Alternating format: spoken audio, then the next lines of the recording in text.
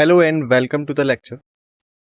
In this lecture, we are going to start with the Indian Geography Part 3. Before starting of the lecture, there is a small disclaimer that we are required to understand before we proceed further. And the disclaimer goes like, the images, text and other materials used in our presentations are for educational purposes only. We respect the intellectual property rights of the original creators and owners. If you are the owner and have any concerns or issues, please contact us at sathi@iitk.ac.in and we shall remove the same. Now we are going to talk with the climate and forest resources. India, because of the Tropic of Cancer, having the both features of temperate and tropical. And because of this, India having the diverse climate.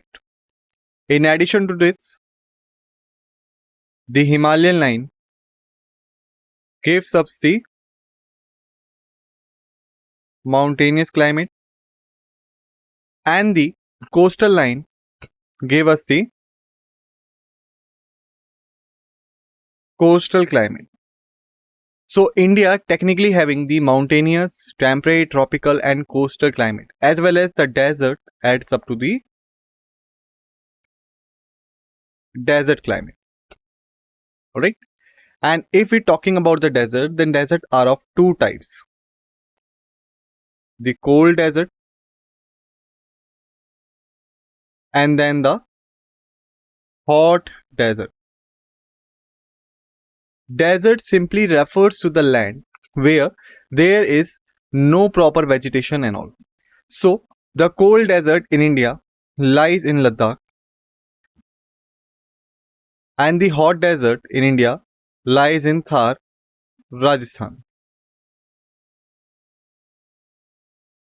Okay. So, in India, basically, the Indian Meteorological Department or IMD is responsible to recognize the climatic factors and all. And as per the official duties, the Indian Meteorological Department recognizes the 4 seasons that prevails in the country. And these 4 seasons are winter season that spread from December to March.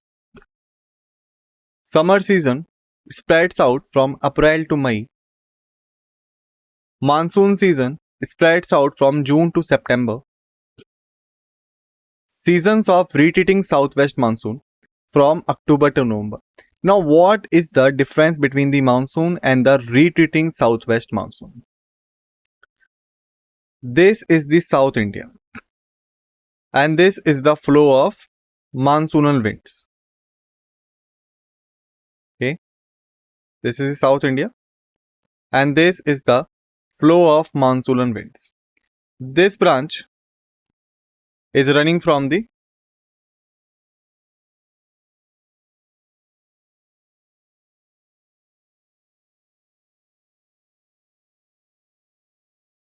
Arabian Sea and known as the Arabian Sea branch, and this branch running from the Bay of Bengal and known as the Bay of Bengal branch. Because in India, the monsoon first hits the state of Kerala that lies on the southwestern portion. So that's why it is called as the southwest monsoon. Now here you can say this region will receive a rainfall from the Arabian Sea branch and the rest part will receive a rainfall from the Bay of Bengal branch. But this area has been left out. So basically when the ITCZ that spreads out for intertropical convergence zone, which is the you can say low pressure belt that attracts the winds towards the northern section of the country. So when the ITCZ shifted its position from northward to southward during the months of October and November, then these monsoon winds, which were heading towards north because of the concentration of ITCZ in north, with the shifting of the ITCZ, they also start reversing the situation. It means now they reverse their movement from south to north to south. And during that time, this region, that's mainly a Tamil Nadu area and some portion of Coromandel coast. This area receives the rainfall during this time, and this is known as the retreating southwest monsoon. The first is what we call as the southwest monsoon, that spread from June to September.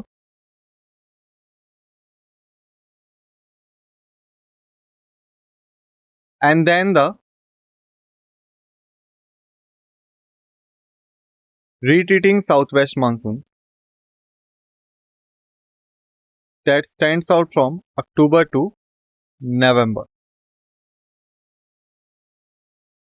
So that is the difference between the southwest monsoon and the retreating southwest monsoon. Then the climate of India is influenced by two rain-bearing winds. First is the southwest monsoon that spreads out from June-September. This monsoon brings almost 86% of the total rainfall in India. They start on the west coast around the beginning of June and continue till September, with rainfall decreasing as they move inland. Which means the more the movement will be in the north or in the inland, the rainfall amount will be decreasing because the winds will start decreasing the moisture.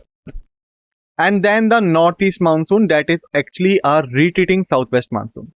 This monsoon is called southwest because it is coming from the southwest direction.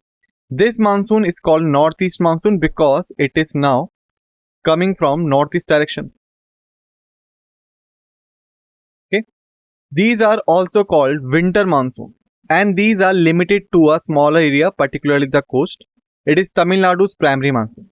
Tamil Nadu do not receive the rainfall during the southwest monsoon.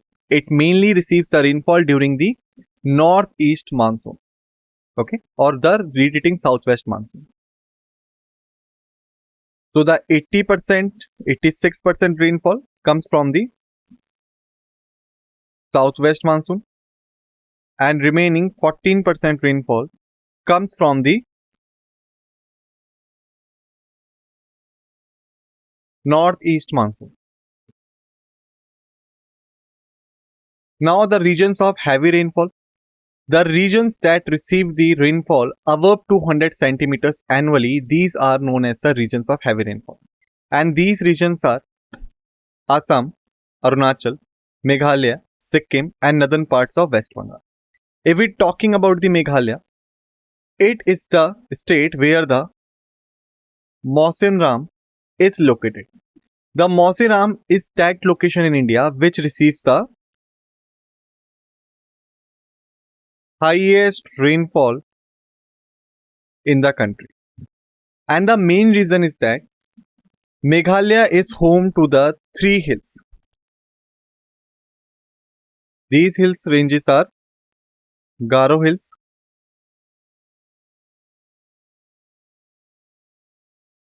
Jaintia Hills,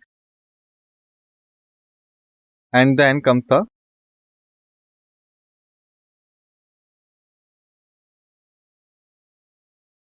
Khasi Hills. Okay, so these hills, like you can say, this is the Garo, this is the Jaintia, and then this is the Khasi. So basically, they stop the winds between them, and that causes the highest rainfall here because the winds are not moving anywhere and they are stuck there. So that's why, due to the process of condensation, they start raining here. And Mawsynram, because of this, receives the highest rainfall in the country. then the Western Ghats, and the Himalayan slopes. These areas receive the highest region of rainfall during the monsoon season. Remember, when we are considering these areas, mainly we are talking about the southwest monsoon. That monsoon covers the 86% of rainfall. Whereas the northeast monsoon or retreating southwest monsoon with 14% is mainly concentrated in the areas of Tamil Nadu and Coromandel coast, or we could call it as a lower or southern Coromandel coast. Okay. Regions with low rainfall. These are that regions which receives less than 50 centimeter rainfall annually. And these are the Kutch and the Western Rajasthan. The Western Rajasthan is having the Thar Desert and the Kutch lies in the northern Gujarat. This area is arid and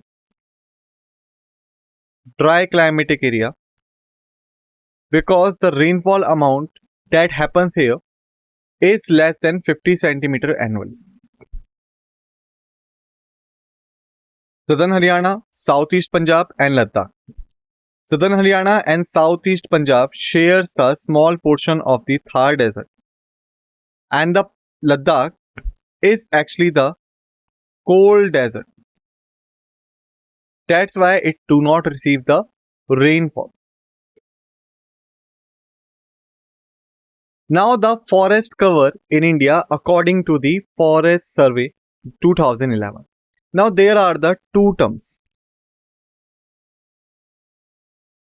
forest cover and then the forest area.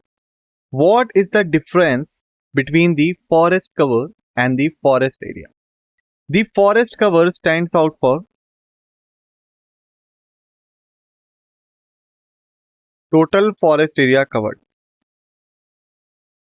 and the forest cover is different than the forest area. The forest area is total area covered by forest, whereas the forest cover is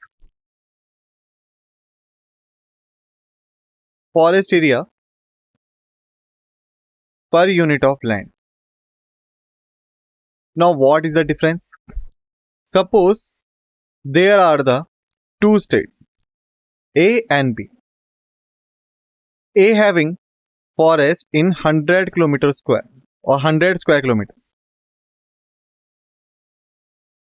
B having the forest in 120 square kilometers. The total area of A is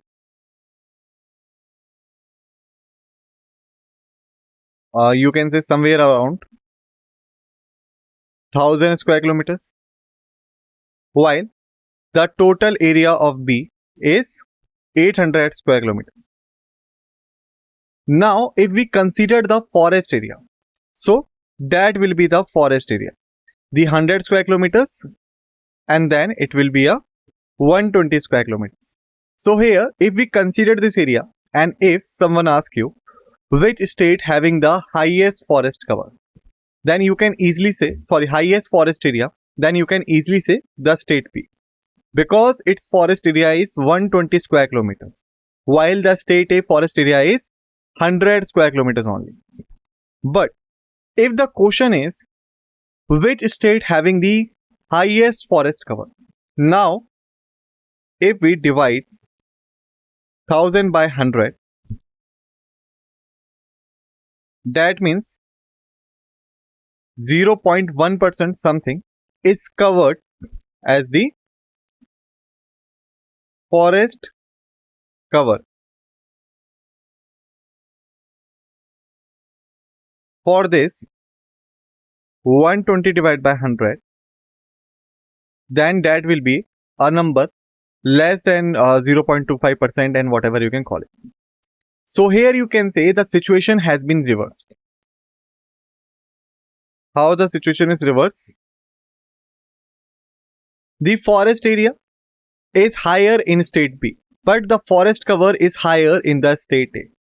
The forest cover stands out for forest area per unit of land, and the forest area is total area covered by the forest.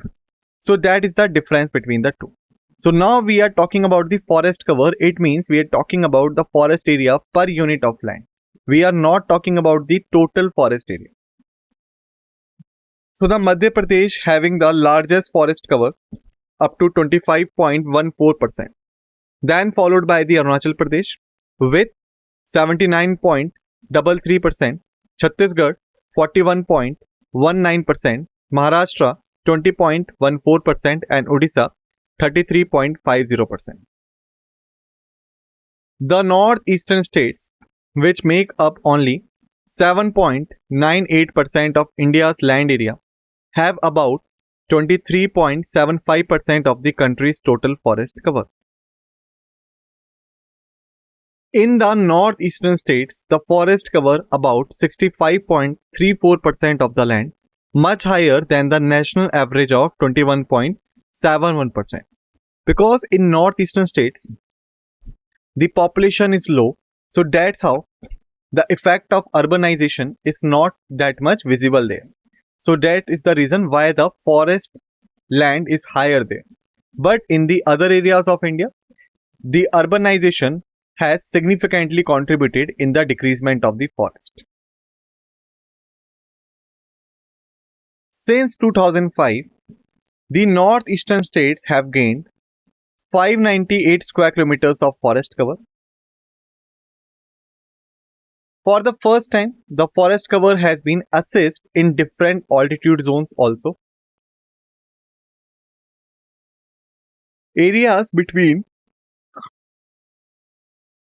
1000 and 200 meters above the sea level have the most forest cover. That means nearly about 72.19%. More than half of India's forest cover is found in areas between 1 and 500 meters above the sea level. For the first time, we have information about the forest cover in different types of forest in India. Now, what are the different types of forest? Then forests are mainly the different types, like you can say tropical evergreen forest, then tropical semi-evergreen forest, then subtropical deciduous forest, then subtropical arid forest, then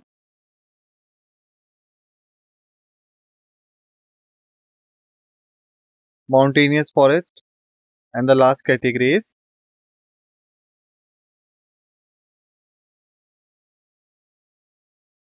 tropical deciduous forest. Okay, so basically these are the different types of forest categories that we have. So when we were covering the forest cover as per the Forest Survey 2011, we also added the condition that the forest cover that we are finding out is to be divided in these portion also, like how much we have the tropical evergreen forest, how much the tropical semi-evergreen forest, how much the subtropical deciduous forest, how much the subtropical arid forest, how much the mountainous forest, how much the tropical deciduous forest. About 1/3 of India's forests are tropical moist deciduous, while tropical dry deciduous forests make up to 30.16%. Tropical wet evergreen forest cover 8.75% of India's land, West Bengal has almost half of the mangrove forest in the India. India's mangrove cover has increased by 58 square kilometers. The decrease in mangrove cover in the Andaman and Nicobar Islands is because of the tsunami. Maharashtra has the largest tree cover in India that spreads out up to 9,466 square kilometers, followed by Gujarat with 8,390 square kilometers, Rajasthan 8,274 square kilometers, and then Uttar Pradesh 7,381 square kilometers. There is a lot of deforestation in the areas where river starts in the Himalayan region. According to a report from 2011, India has a total forest cover of 6,92,027 square kilometers, which is about 21% of the country's total land area. Out of this, 83,471 square kilometers are very dense forest and 32,073 square kilometers are moderately dense forest and the rest are open forest. India's forest area is about 6,92,027 square kilometers, which is 21.05% of the country's total land area. The tree cover in India is estimated to be 90,844 square kilometers, which is 2.76% of the total land area. Tree cover includes the patches of trees smaller than 1 hectare with a canopy density of over 10%. The National Forest Policy or NFF of 1988 set a goal to increase the forest cover in India to about 33.3%. Compared to the previous assessment in 2009, there has been a net decrease of 367 square kilometers of forest cover in the country. However, after considering changes in the assessment methods, there is usually a net increase of 1,128 square kilometers of forest cover compared to the 2009. Arunachal Pradesh has the highest proportion of its geographical area under the dense forest cover with 20,868 square kilometers. Haryana has the lowest area under the forest cover with only 1,068 square kilometers. Now the largest forest cover.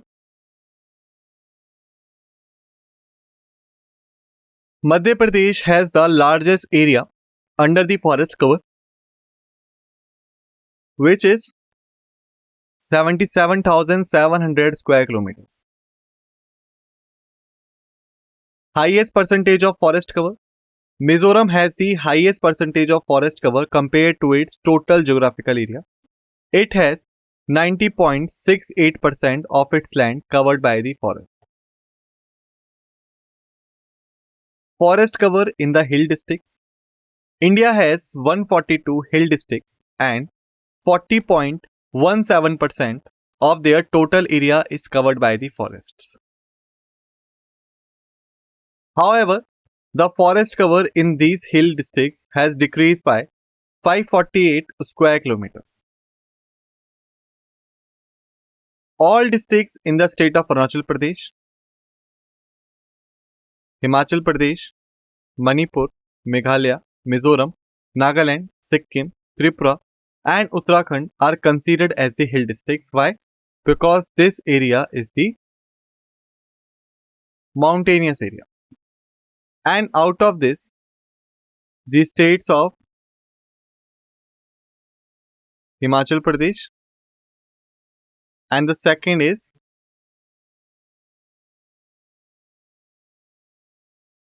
Uttarakhand. These are lies in the region of Lesser Himalayas and then Shivalik Himalayas.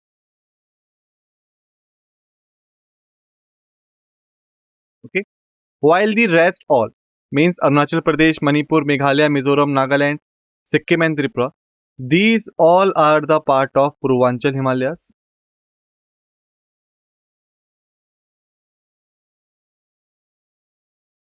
Which in short also called it as Northeast Himalayas. Okay. So because these are the mountainous regions, so all the districts that these states have called as the hill districts. These 9 states together have 64.46% of their geographical area covered by the forest. Now the forest cover in the tribal districts. India has 125 tribal districts and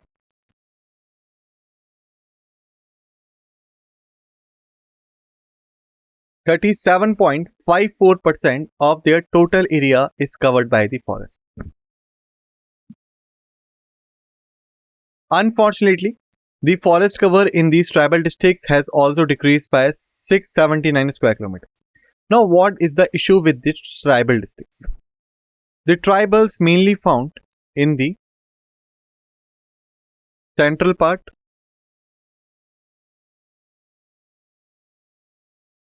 northeastern part, some portion of southern states. Okay, and these tribals having the sacred forest attitude. That means they considered the forest as sacred. But the central part that mainly comprise the Deccan and Chota Nagpur plateau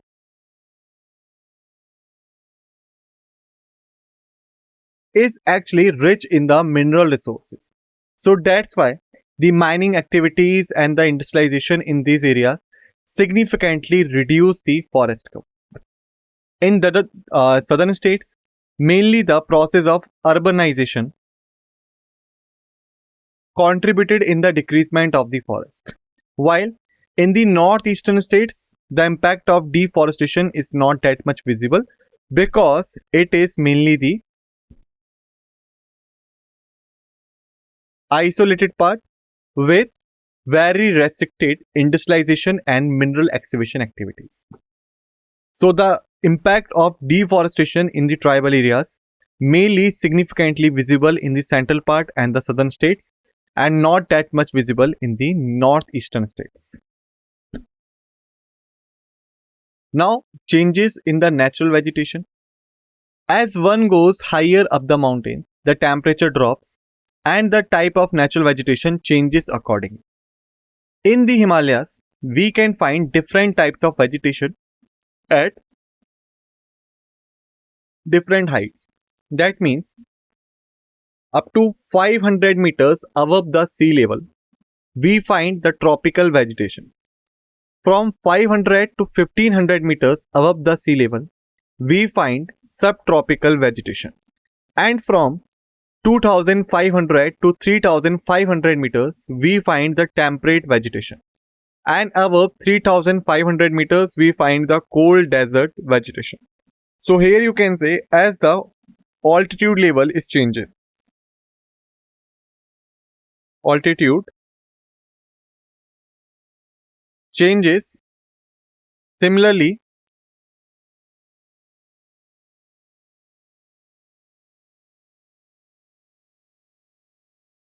the vegetation changes.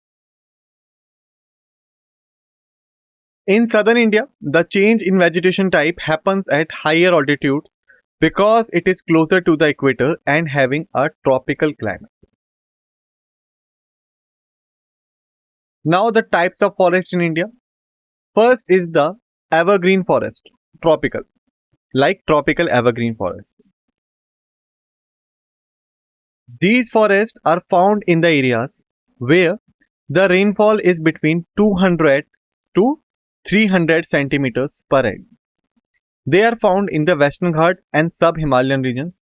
These forests have the coniferous trees which have needle-shaped leaves, providing the valuable timber like teak, rosewood, mahogany, pine, and bamboo.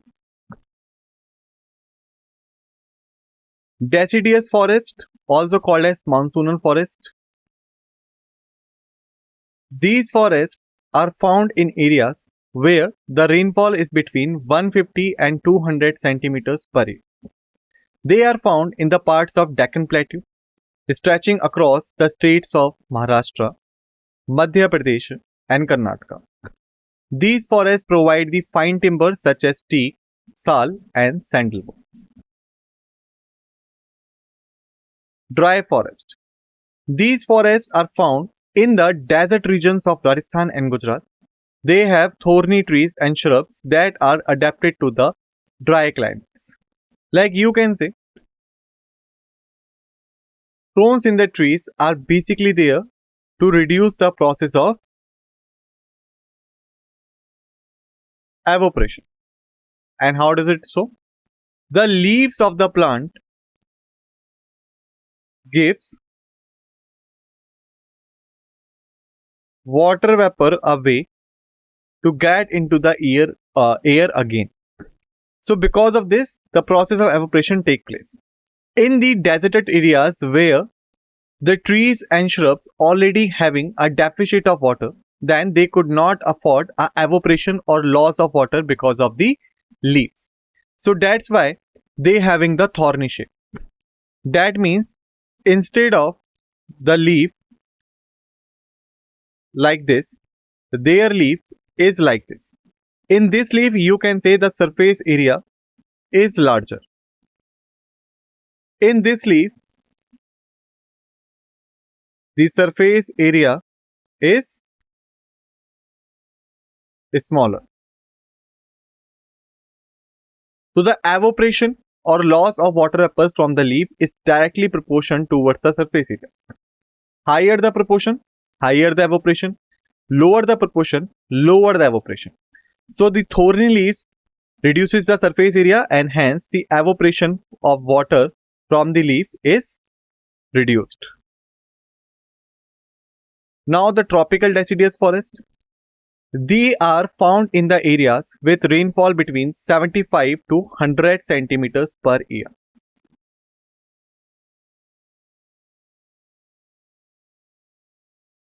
Trees includes babul, neem, and tamarind. Semi-desert and desert vegetation. They are found in regions with rainfall below the 50 centimeters per year and mainly concentrated in the central and western Rajasthan. Plants include scrubs, thorny bushes, and cactus. Then the hill forest. They are found in southern India and the Himalayan regions. They provide the timber. Major trees including oak, deodar, pine, and cher. Now the tidal forest or mangrove forest. They are mainly found in the coastal plains that are often submerged, especially on river deltas on the eastern coast like Gangas, Mahanadi, and Godavari. Found in the Gangetic Plain in Bengal, they are called the Sundarbans, named after the Sundri trees that are found here. Mangrove cover in India is 4,639 square kilometers. That is nearly about 0.14% of India's geographical area and is spread across 12 states and union territories. Forest as carbon sinks. Over the past 2 decades, forests have played a crucial role in absorbing the carbon dioxide from the atmosphere and that helping to mitigate the climate change. India's forest conservation efforts. India's national forestry laws and policies mainly focuses on protecting and sustainably managing the forest. These efforts have helped to reserve the deforestation and turn India's forest into a significant absorber of carbon dioxide or CO2. Carbon dioxide removal. The CO2 absorbed by the India's forest and trees is enough to offset 15% of the country's total greenhouse gas emissions. This is equivalent to eliminating all CO2 emissions from residential and transportation energy use or 40% of emissions from the agriculture. A major carbon sink. India's forests and trees play a vital role in mitigating the carbon emission both for India and the world. Coral reef areas in India. India has an estimated of 2,375 square kilometers of coral reefs. Coral reefs for conservation. 4 important coral reefs areas have been chosen for special care and management. First is Gulf of Mannar, Gulf of Kutch, Lakshadweep Islands, and Andaman and Nicobar. Now the agriculture. In India, about 42 to 45% of people working in the farming and over 40 to 45% of the country's land is used for the growing crops. India has two main crop seasons, mainly Kharif and Rabi. Kharif season. Crops are planted in June or July and harvested in September or October. Examples of Kharif crops including the rice, jowar, bajra, ragi, maize, cotton and jute. Rabi season. Crops are planted in October or December and harvested in April or May. Examples of Rabi crops including the wheat, barley, peas, rapeseeds, mustard and gram. Main crops and producers. Wheat is mainly grown in Uttar Pradesh, Punjab and Haryana. Rice is mainly grown in West Bengal, Andhra Pradesh and Uttar Pradesh. Gram is mainly grown in Madhya Pradesh. Now, these are the crops and the most producing states. Barley, the most producing states are Maharashtra, Uttar Pradesh, Rajasthan. Bajra, most producing states are Maharashtra, Gujarat and Rajasthan. Maize, most producing states are Andhra Pradesh, Karnataka, Bihar. Total core cereals, most producing states are Karnataka, Maharashtra and Rajasthan. Total pulses, most producing states are Madhya Pradesh, Uttar Pradesh, Maharashtra. Sugarcane, most producing states are Uttar Pradesh, Maharashtra and Tamil Nadu. Poppy, most producing states are Uttar Pradesh and Himachal Pradesh.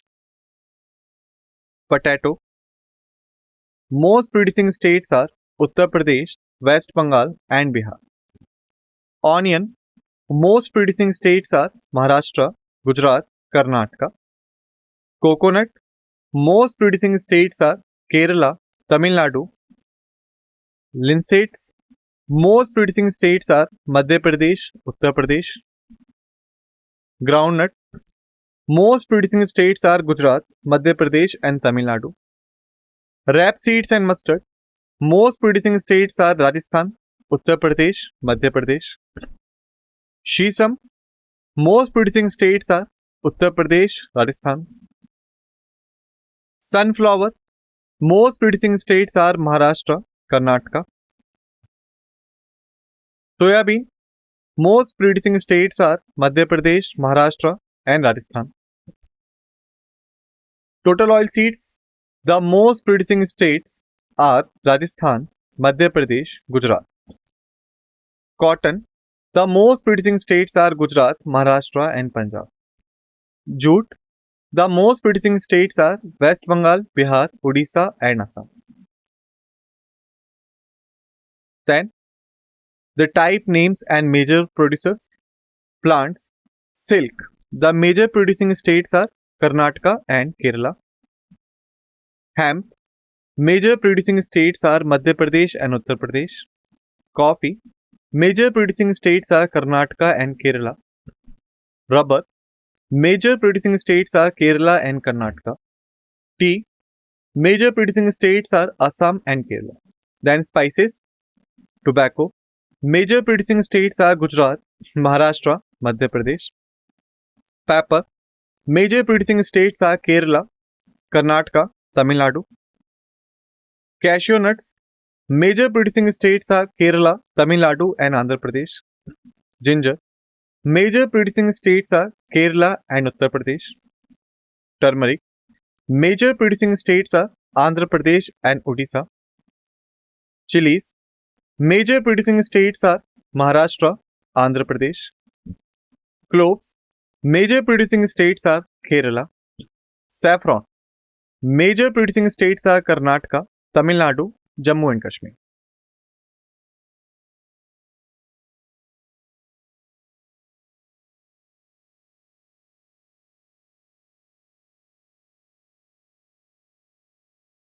Then the Green Revolution. So the Green Revolution was actually started in two phases. From 1967 to 1968 is the first phase that mainly concentrated in the northwestern region of the country. The second phase is from 1977 to 1978. That is the second phase and that cover almost whole country.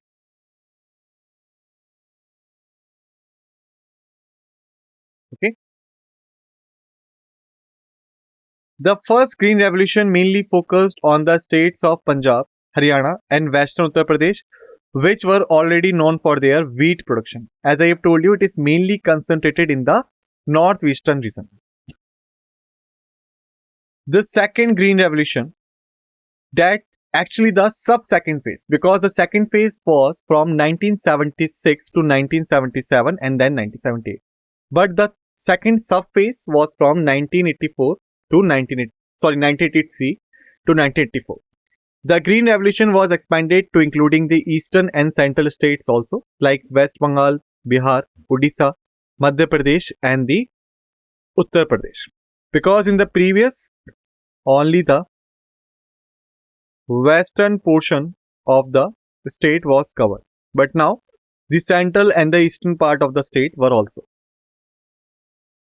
Results of the Green Revolution. As a result of the Green Revolution, the wheat production became more than doubled and the rice production increased by 53%. So with this, we have finished this lecture and thank you.